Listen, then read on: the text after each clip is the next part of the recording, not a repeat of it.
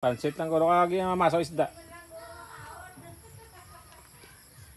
Legi, ang ating lettuce, limambo, legi.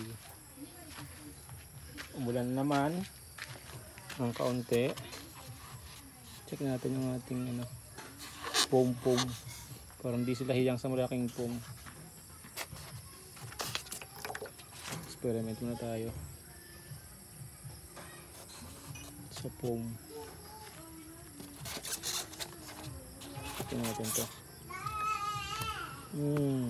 Anak ko nag-iingay. Nag-iingay ang anak ko. Ito pa. Palitin natin yan. Natin yan. Ito yung 4 weeks natin. Medyo lagi lang talaga. Hop.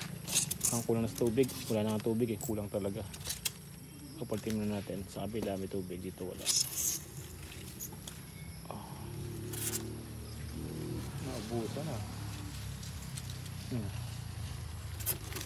Kaya tuyo na rin halos. Kabila tuyo na rin. Bukas tagdag tayo umaga or mamaya pag kayanin ng oras. So 1, 2, 3, 4, 5 bukas lagay dito yung natirang seedlings.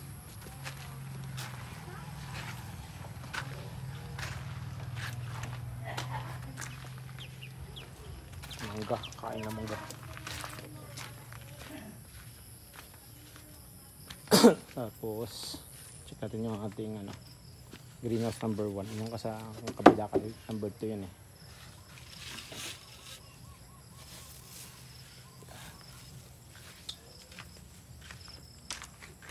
Expected na magiging legi sila dahil sa hindi pinagagandang init.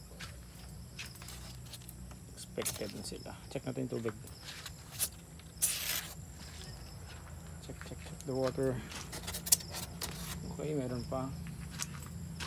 Dito, okay, meron pa rin. Dito, okay, dyan pa.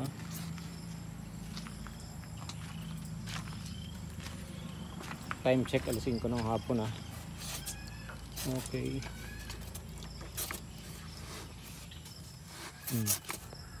Tura ko natin yan. Hindi ba natutuyo? Dito, check. Okay, basa. Okay, basa pa rin.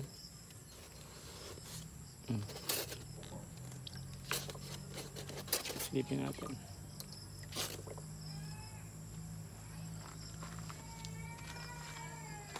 So far, so good.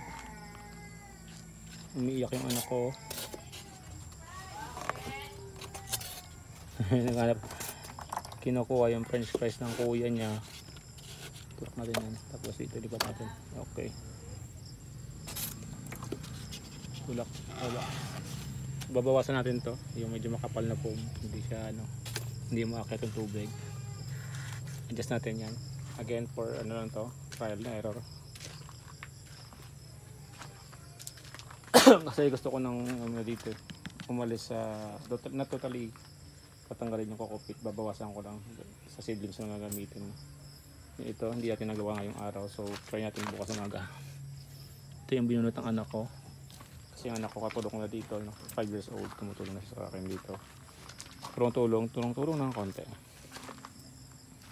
So syempre hindi ka mag-expect ng ganun ka-active na or productive na bata Train ko pa lang siya. Ganito po ay limambo. First time yung gumamit ng limambo. At ito nga, napagabutan ng tag-ulan. Kaya medyo pangit ang performance ng limambo ngayon. Unlike sa Olmeti, although maganda ta si Olmeti kahit tag-ulan, problema ko kay Olmeti naman is fungus. That's why meron tayong binili na online na NFT na siyang itatry ko rin na doing grow lights indoor setup siya. Then akit tayo sa taas. Meron tayong tagapaglinis dito, nagme-maintain ito pero hindi niya kaya pag yung nag-iisa lang. So kada akit ko dito, araw-araw at least makabunot lang ako ng ilang pirasong damo. Oh my god. May bunga na. Melon to, melon. Galing, galing ni Manong. Hindi ako sure kung melon. Watermelon pala to. Nagbunga na siya. Tag-ulan. Cute. First time tumubo ng watermelon dito. Ang galing. Ang galing. Then, our papaya. Ito yung papaya natin. Bumubungo na siya. Nakakatawa talaga. First time ko rin makapagpatubo ng papaya dito. Si Manong yan yung katulong natin yung gagamba. Maraming papaya dito. Pero marami ring lalaki. Hello, namumulaklak ng ating okra. Ay, bunga na nga, oh. Galing, galing. Ako, personally, mahilig talaga ako sa okra, no. Pero hindi ko naman sinabi kay Manong magtanim siya. Ang lapit lang. Kasi yun nga, mayroong kaalaman siya sa pagtatanim. Unlike sa akin, meron din naman akong kaalaman, but hindi ko siya na-practice, ano. By experience, syempre, hindi ako nag-aral ng agricultural, pero simula ng bata kasi ako mahilig na ako magtanim. Then dito, papaya pa rin, okra. Then bunot-bunot tayo ng konting mga damo. Ingat-ingat lang dahil merong itinapon si Manong dito ng mga munggo eh. Yan, almost 80% is ano, papaya. Yan. So, expect mo na mayroong lalaki dyan. Ito ay trial error din. First time namin trying dito ng papaya. Kaya hindi namin alam kung magiging magandang tubo. But, ito. Tumubo naman.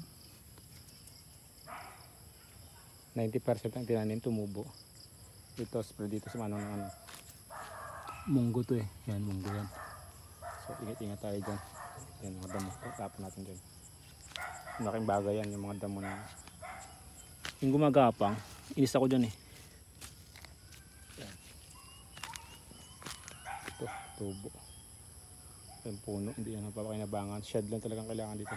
Yung pakinabangan itong shed lang. Hindi ko alam kung anong puno to. Laking bato.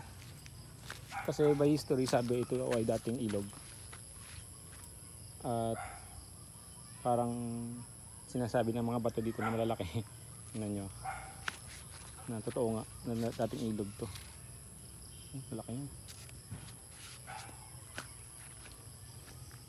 Yan. Big season na ngayon ng ano, tanim ng bigas, ng rice. Ba? Yan sinong Johnny, yung karpentero natin sa bahay. Sasaka hapon. Ba? Ang ganda ng huli ng ibon. Sa mga feature natin, gusto natin maglagay dito ng baboy tsaka native chicken. Kung naabutan niyo po yung video na to, please, kung nagustuhan nyo, pasubscribe naman po and palike para lagi po kayong ma-notify sa ating mga upcoming videos. Doon maraming saging. Yan, may mga dwarf coconut dyan, 3. Isa dyan, yan, sa 2. Yan. Ay, tama yan. Tapos ayun, medyo malaki na sa taas. Yan. Bunutin natin yung ibang damo. Takpan sa baba. Yan. Ito yung ating balon. Yung ating tangke ng tubig. Ito pakil to eh. Yung saging siya pero hindi siya namumunga ng maganda. Yung parang maraming boto. Pero kung mayroong negosyo na like mga suman o product na ginagamitan ng daon ng saging, so ito napakaganda. Kasi mabilis lang lumaki sa ang daon ito. At maganda rin siya. So hindi namin pinaparay talaga yan dahil malaking bagay yan na mayroong mga puno-puno dito, may shed ano. Dito sa babanda magandang lagay ng babuyan. Dito pwede rin dito. Although meron sa kabila na babuyan doon, kaso nga lang ayaw ko nang lagyan doon. Dahil yung hangin pag ano, buwawa doon napupunta sa ano yung amoy niya sa bahay ng aking mga binan. So matanda na sila, so ayoko mo namang stress sila sa amoy ng baboy. Although before doon talaga yung baboy. Or dito naman. Pag-aaralan muna natin kung saan maganda lagay ng baboy. Ayan. Yung sunset nandun.